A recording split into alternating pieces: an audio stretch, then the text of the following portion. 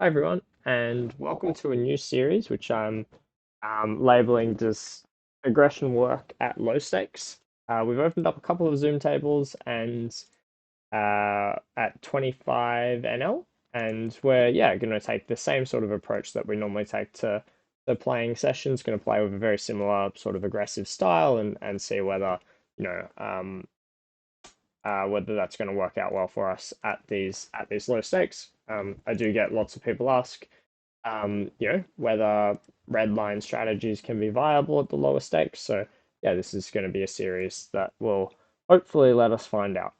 Um, because I've got only the two tables, I've got sort of the tracker here today, which we can. It doesn't automatically update, but we can follow the progress as we go. Obviously, we'll be dealing with um, short-term samples, so like we won't be able to work out too much from this at the moment. But what I'll do is I'll only play these sessions when I'm recording, so we can sort of get a long-term picture as to whether you know our strategy works well at the low stakes or whether we need to tailor certain things. Um, which we will do, which I'll do naturally, and I'll sort of talk through where some of those deviations come from. Um, yeah, so we will make some deviations to our strategy, but we're certainly not going to play any less aggressive um, as a general principle. Okay, so we open the pocket kings. I think we got called three ways. We now effectively have the nuts here. Just going to be betting big, and we're just going to end up all in against this 10x because I'm not banking on people at 25 and L to be able to fold a 10 at any stage there. Going to fold the a6 suited versus the 4-bet. We could have also considered like a non-overbet size to still get called by non-10x hands on the turn, and then potentially just overbet jamming the river. That also would be viable. I think one of the other things we'll sort of see in this, or we'll have to test in this format, is like obviously these tables don't have any time bank, and so decisions will be a little bit more rushed. So we'll see how we go here. Not going to cold four bet the ace five, and we are going to peel the pocket fives here with a gut shot.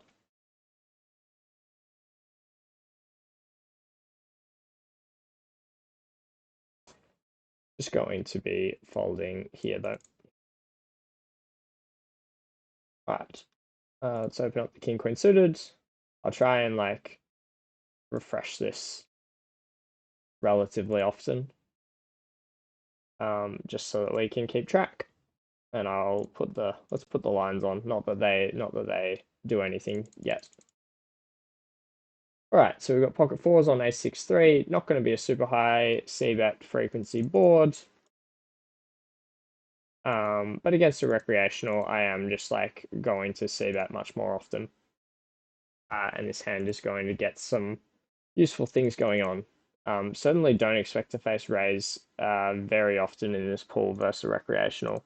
So I imagine it's just going to be stronger than usual. So we will just, and our hand has very little going on, so we'll just fold there.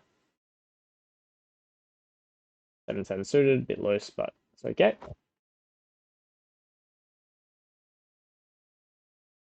And we won't be folding versus the tiny 3-bet and also against a recreational player. So we will pill here. And we will just check versus the short stack limp. So we see sort of third pot. We, I think, can continue with either call. Raise is kind of interesting. I think this, like, he's betting too frequently here would be my general assumption. We are going to lead the turn here. Against the limping range, it's just like a very weak range. We can potentially just value bet here again for one big blind, get called by like some king highs. Yep, we're going to certainly call down a second straight. Doesn't really look like someone who's sizing to get all in on the river, so I am not that concerned that we are I don't think we're going to face jam at super high frequency here, but we do face jam. Do I want to call? I think I do. I think there's too much of this like single club, um, too much of that single club holding when he takes that sizing structure. Um, just the small bet on the turn, which is like theoretical, but I don't think it's necessarily intuitive for what players are going to do when they actually have a flush there. I think when they actually have a flush there, they're going to be much more geometric in terms of their sizing structure, so that the overbet jam on the river is um, not as large. And then also, given the run out of that board, I don't expect players to bet thin enough, so I don't expect to see just like over pairs at a particularly high frequency there. Kind of going to be a flush or nothing. And then when you factor in the number of sort of offsuit high card combos that contain, either the ace of clubs or the king of clubs, yeah, there's plenty of options there.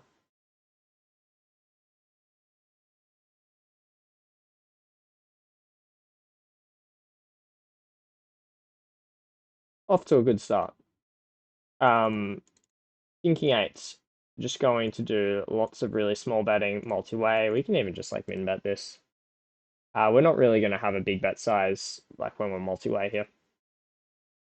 Just because like it's really hard for villains to defend. And so min bet with our bluffs is going to achieve like everything we need it to achieve. Holding the ace-9.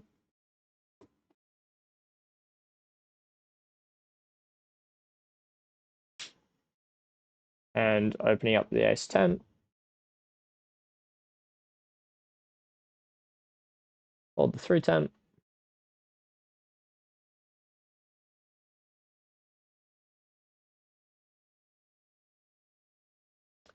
Open up the 5-4 suited. Multi-way again, just going to check the ace-10 here.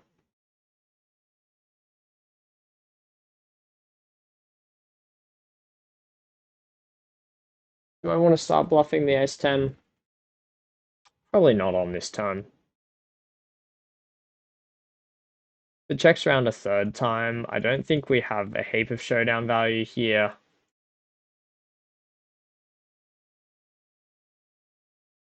I don't think we have a heap of showdown value here. So does one bet perform well enough here? Unclear. And like I'm not sold on this sizing. People have been like facing so many checks. Facing so many checks is just going to be like an indication that ranges are weak, and so we're going to be able to get a lot of fold equity. But also our line doesn't necessarily make sense, and like I intuitively know that I'm just going to be bluffing all my air there on river. I guess that's hard for villains to see. Facing the really quick check, it's going to be hard. Like I don't expect this guy to reopen for a bluff. After he really quickly checks, we can maybe get some thin value, which we do get some thin value. I mean the ISO size is fine. I thought I was actually three betting here. I was as you saw under the time pump. 952. So typically going to play bigger bets or checks, but against a recreational. In actually this is a limp pot, so yeah, just going to play lots of small bets is fine as well. Particularly with this hand, it's like getting really useful fold equity. We can still get called by plenty of worse hands. Fold the 10-4 versus the 3 big blind size.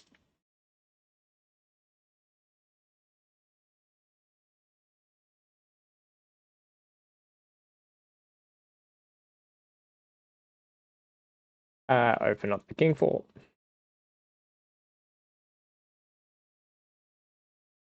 Fold the 10-8.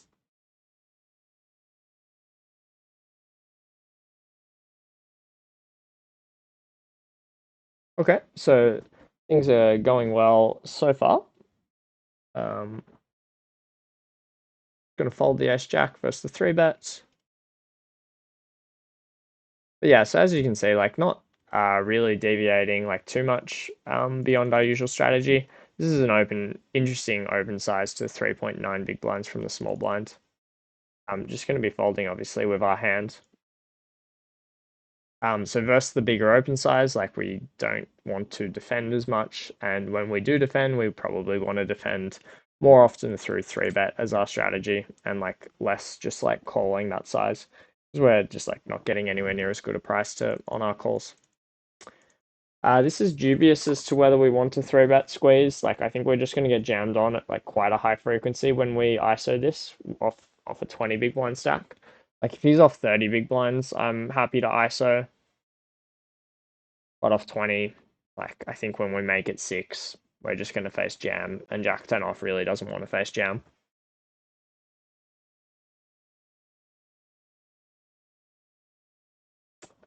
This is definitely now a board that we're just going to start betting aggressively. Not that we have a range advantage, but more just like neither of the villains' ranges are particularly strong here.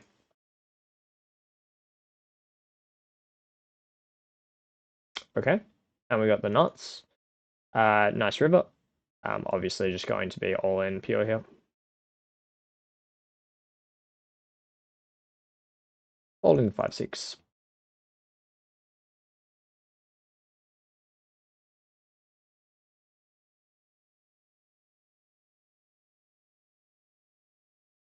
And open the 10-8 suited. Yep, don't go into the mistake of like not jamming the Jack 10 suited there when we have the nuts, because it's like, more than pot. Yeah, that would be a huge mistake. Like, yes, we're not going to get called quite as often, but we're against a fish who's going to be fairly inelastic versus the sizing that we take there. So when we have the nuts, we definitely want to be just jamming pure. And no, we're not bluffing or shove there. We're probably bluffing for a different size, so it's just going to be a pure value bet, but again, doesn't really matter against a recreational in an anonymous pool. I'm going to start with third pot here, multi-way, after it's checked to us. And we face like a min 3-bet. This board is like pretty good for us in general. Also, decent for the big blinds. Like he can have some pocket pairs, which we do block. The question is between bet and check. I think we continue betting. This way we're going to sort of fold out all of his better, like Broadway type hands. And then we probably don't fire river unless we improve. Would have been my sort of default line there.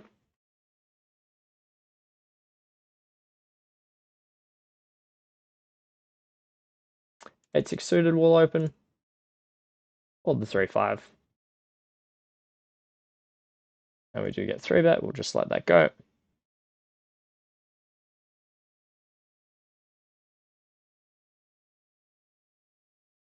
Ace 8 suited, I think we can 3-bet this.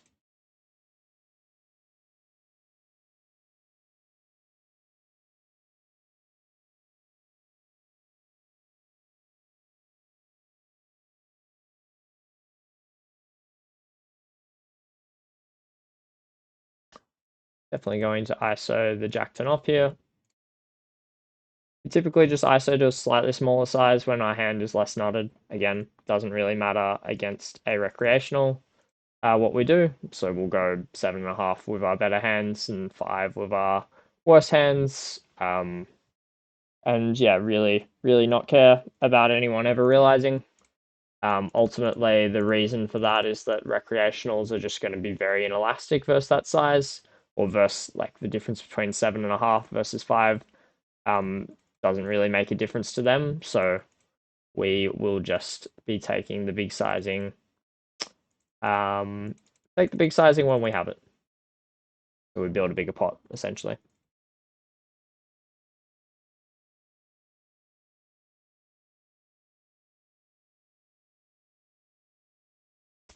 I think this is probably too marginal to bet river. It's relatively close now.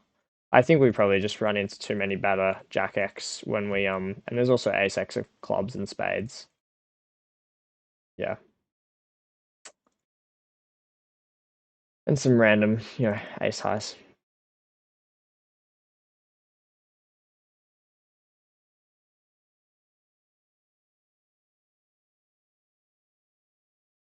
Okay, we face two checks. I think we're too high up to value bet here, and slash this river run out is just like not good for our range, so we shouldn't be getting to bluff at too high a frequency here. We do occasionally just run into like an ace seven or an ace nine that doesn't want to bet and win against that.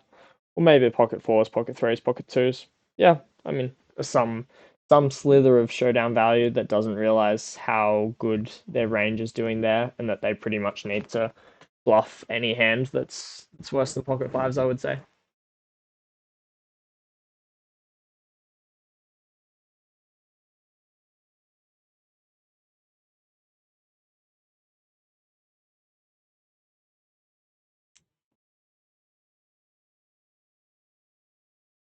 Holding the 210. King six off, this is quite wide, but against a recreational will certainly be opening it.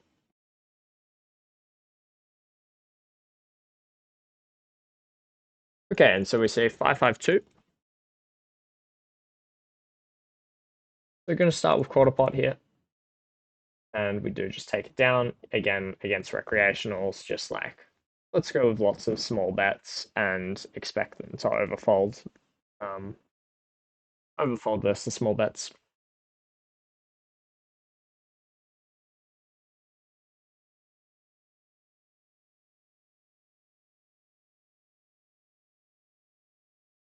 Fold the 10-5. I think versus the 3 big blind under the gun open.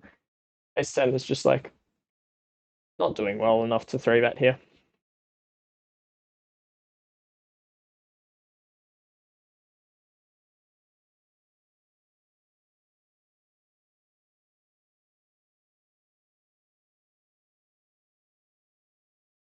So we get a flat from the button, flop a king. We're just going to be doing like range checks here, multi-way again. And this like recreational player on the button here is generally going to overstab. Um, as a general principle, like you just check to them and they'll stab too much.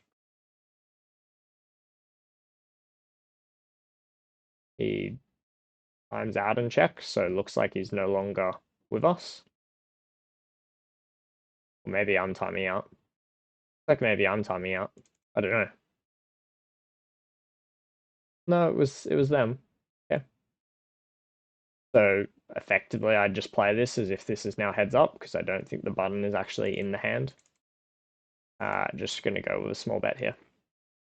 Could consider B50.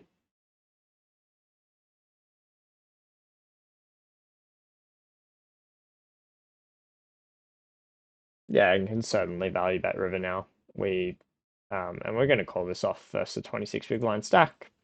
Gonna be a fish on tilt enough of the time.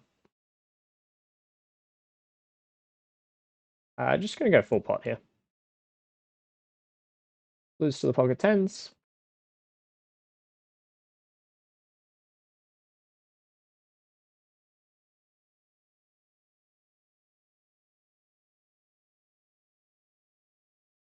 And we do get a call.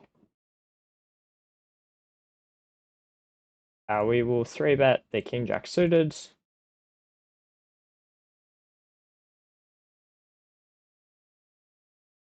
Go a bit bigger because of the larger opening size, and we do also have someone flatting next to us. Falls pretty quick. I am just going to like lean and say these guys are generally going to be a calling station. Like after so we'll actually go a bit bigger than third. Just again leaning into the fact that we're like more often just going to get really quick calls from like pocket sevens, pocket eights, and just like people are going to be fairly inelastic versus sizing. We will let the ace queen off go.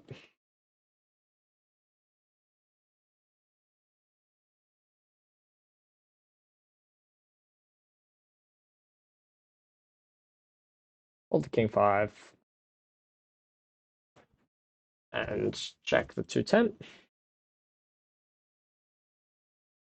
Just going to donk here in a limp pot.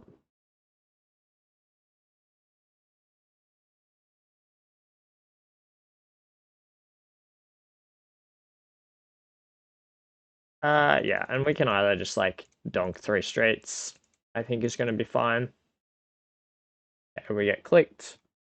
We're not loving life once we get clicked, but there's enough just like random spew slash we have pretty much direct equity to improve our hand here. Ace is a decent card. We now chop with 10-6, 10-5. We beat 5-6. So gonna consider river call here. And it like cuts down his combos of actual good hands. Um, yeah, I mean pot size I hate to say. Like pot size is the value size here. But I think there's enough going on that we can call. Yeah.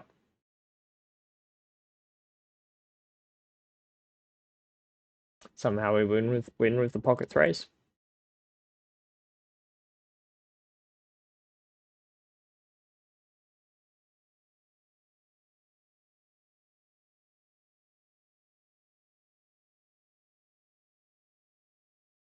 Open up the king five.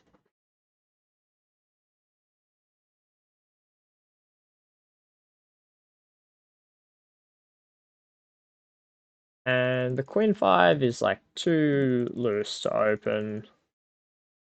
Yeah, I'm not going to deviate. I'm not going to deviate so far as to open queen five. Okay, so opened flop went check check. Turn. We effectively have the nuts against like the really quick check, and I don't expect him to bluff into us enough on the river, so we will start betting our hand here. Get a really quick call, just like really confident we have the best hand here. Like yes, sometimes we lose to like king nine or something. But let's try and talk like a 7 or an 8 into calling us for overbet.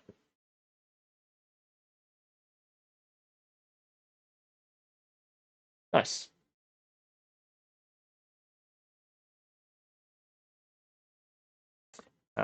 We can see what he had. Yeah, so he called with 10-8 off. So again, like when we face the really quick turn call, it's probably just an indication that he has a piece and that he's like, willing to call down. The timing tells there. Um, gonna start with pure check on Queen Jack 3. Out of position. On this turn, I think we can check or bet. Both are okay.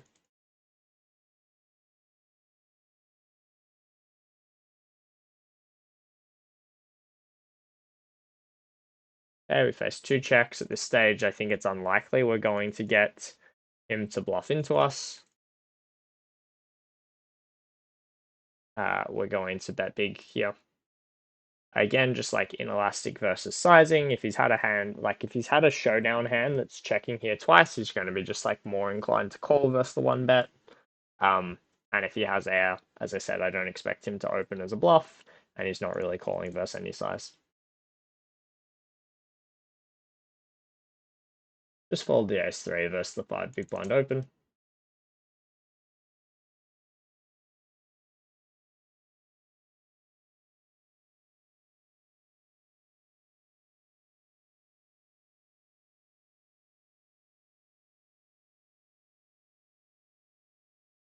Fold the ace-5.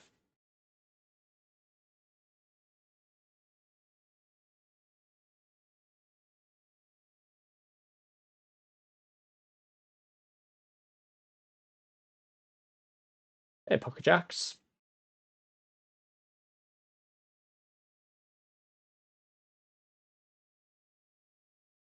Um, Actually a pretty grim spot for pocket jacks here. I think in theory this is just a fold versus these positions. Just like sit out next hand and fold and see what develops.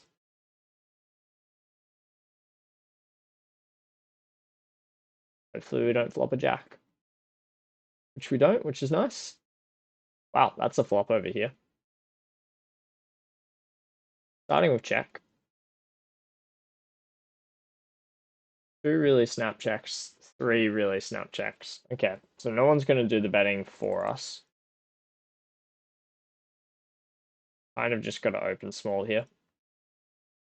A really quick call from player 5, so we can definitely get a bigger bet out of him on the river. And 2 snap folds. Okay. I think we just B75, assume that a flush will jam over us, and go from there. I wanted to look at the action, but I missed it. But you guys will have seen it. So, get in against a flush. Nice.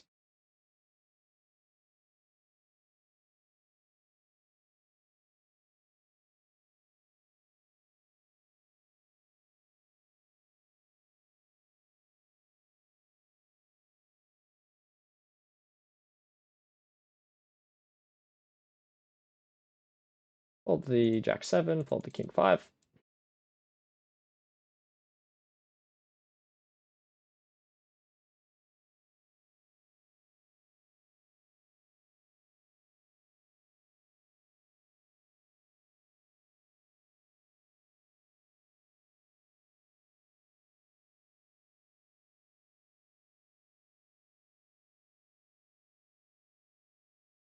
Yeah, successful start to this new series. As I said, I'll aim to like play every session of this series on video. I don't think there'll be any reason that I'm playing 25 and L otherwise. So we should be pretty cool to have just like a nice sample dedicated towards these videos, and we can sort of see how it progresses over time. We'll need to get like a few videos in, and maybe I'll do some longer ones because otherwise, like the number of hands will take a while to build into anything sort of meaningful. Nice, so the 10-8 suited. Yeah, if you like the session, if you like the format, let me know. I think the Zoom hands, even though it's only 2 tables, is probably a little bit quicker than the reg tables. But again, like a little bit less time to talk through sort of how I'm thinking and processing the hands. But equally, it's now of a stake that a lot of you will be playing, and so you get to say sort of how I approach the same stakes that you might be playing. Free betting the ace king. We are going to start with a check on the Jack 7-5. So we can kind of go a couple of ways here. We can start bluffing with the ace 10.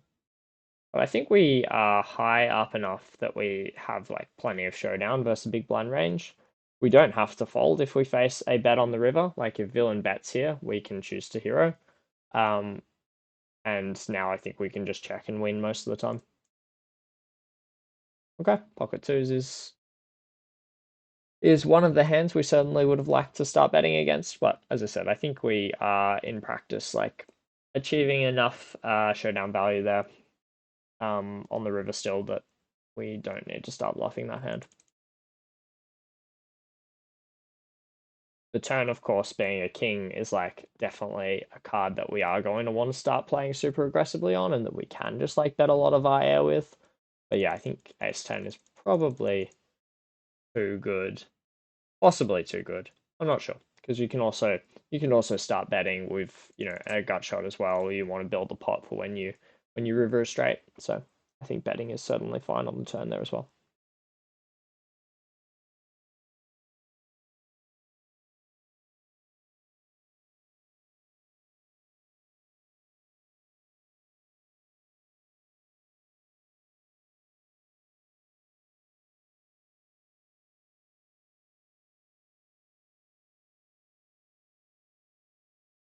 Fours here, not really going to be a frequency 3-bet at in theory. I think we can get away with it here. Just expecting players to under 4-bet, under defend against the 3-bet. So that's going to be the expectation. So I think it's going to be fine. You see a 9-9 queen flop. The queen high flops aren't amazing for us. The pair of nines is nice, and that knocks down his combos of sets. think we can small bet or check here with this hand. Limped pot, we're going to check flop and then start blasting on turn if it checks through. Yeah, I think we'll just like achieve pure fold equity by the river here. Okay, so 6 comes on the turn. We do have some showdown value. Ace king, ace jack, jack 10, king jack, king 10 type hands that we're all ahead of. So we can consider calling river. There are like plenty of those combos that missed, right? Like if king jack, jack 10, king 10, ace 10, ace jack all decide to call flop and then bluff river. Versus this price, we don't need to win particularly often. I think call is going to be good here. Okay, and we see a bit of a polarization error from, well, I'm going to assume it's a polarization error from villain there. Yeah, I think fives should just be checking there and taking their win against my sort of ace high region. I doubt he was value betting against my ace high region, but you never know. Anyway, yeah, not a part of range we're expecting to run into very often there.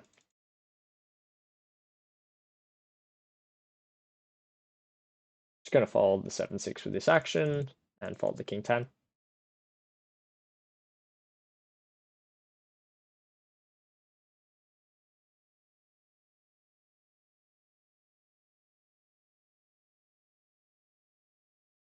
Suddenly going to isolate the ace 8. Possibly even if player 1 ISOs here. Like come over with a 3-bet. It gets through him. We're going to make it 7.5.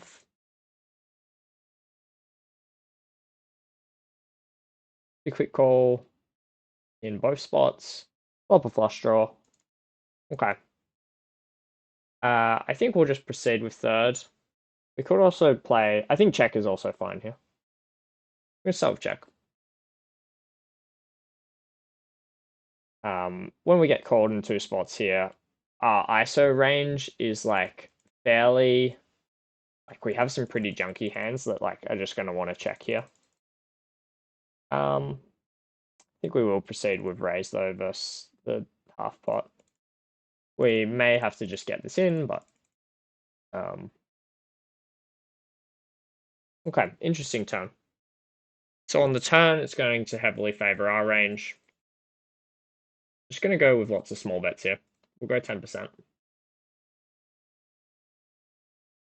And we'll go 25% here with top pair and the second nut flush draw. We river the nuts. Well, not actually, it is the nuts. It's not a paired board. We will be all in.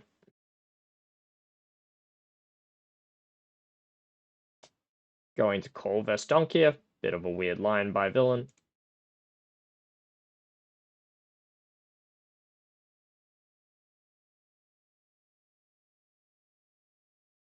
And do we want to call versus river donk? Yeah, for half pot. Like, so going to assume fish.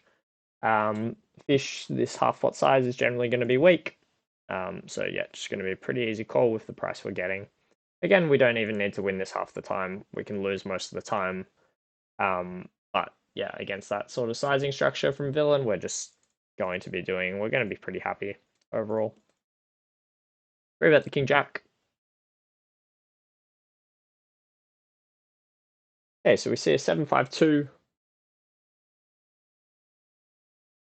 So we're generally going to be playing big bets and checks here. On this board, I don't think king jack in theory is going to be a good bet, but I think this size will overperform. We get a really quick snap here.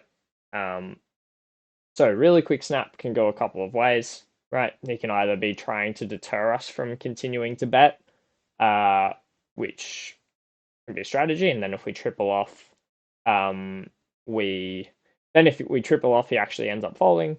But I think more often than not in this pool, players are just going to be indicating that they have a hand that they're fairly happy with, and that they're not planning on folding, and so they kind of tell you that they're not planning on folding.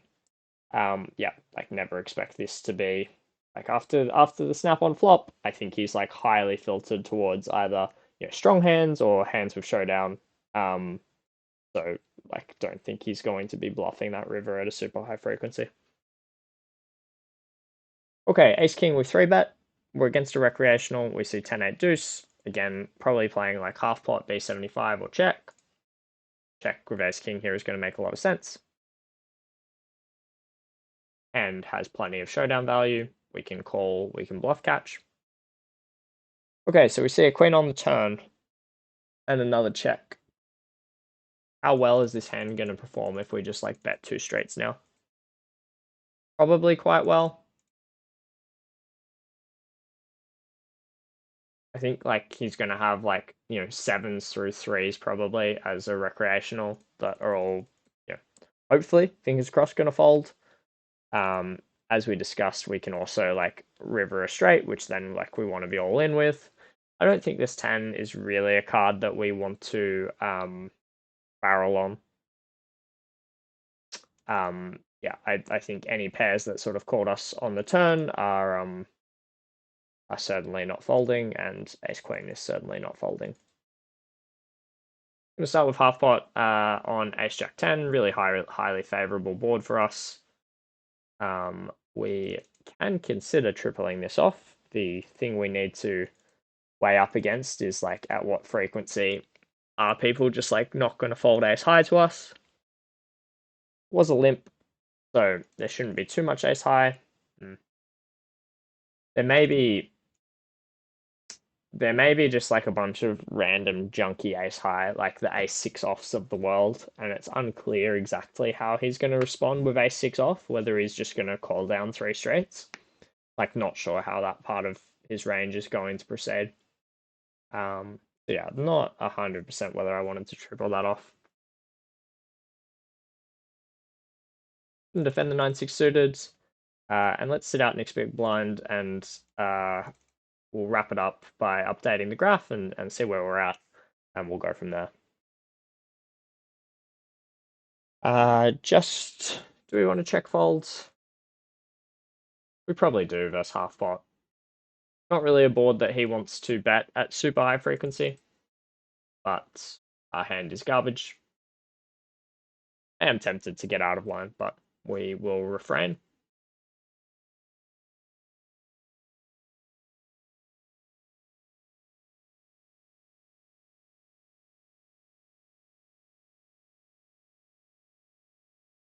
Right, folding the queen 2.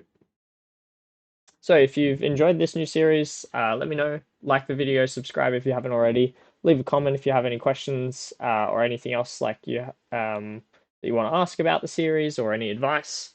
Happy to receive that feedback, and obviously will try my best to reply to all your comments. And yeah, like if the series goes well, so we can sort of build up a bit of a sample of how we play at 25 and L and go from there.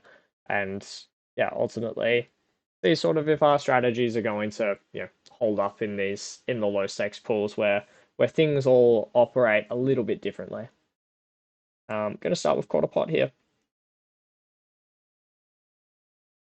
Again, I mean it's a fine board, small blind versus big blind. The value bet on, sorry, to like bet like high frequency on. And I think versus the quick call, I think he's gonna have enough 6x and 3x that are just gonna call 2 straights here.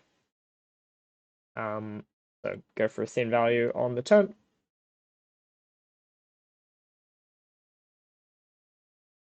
And that'll do us for the session. So let's update where we're at. We can bring this to the big screen. Yeah, so ended up 2 buy-ins. So nice start to the session, up a little bit more in EV. And yeah, as you can see, we've got like a trending upwards red line. So let's see if we can keep that sort of going over, yeah, over the next, several thousand hands, I suppose. Maybe I'll look to play some longer sessions, just as I said, to get the number of hands that we can play up. Anyway, if you've enjoyed the video, please give it a like, and I'll catch you on the next one. Cheers.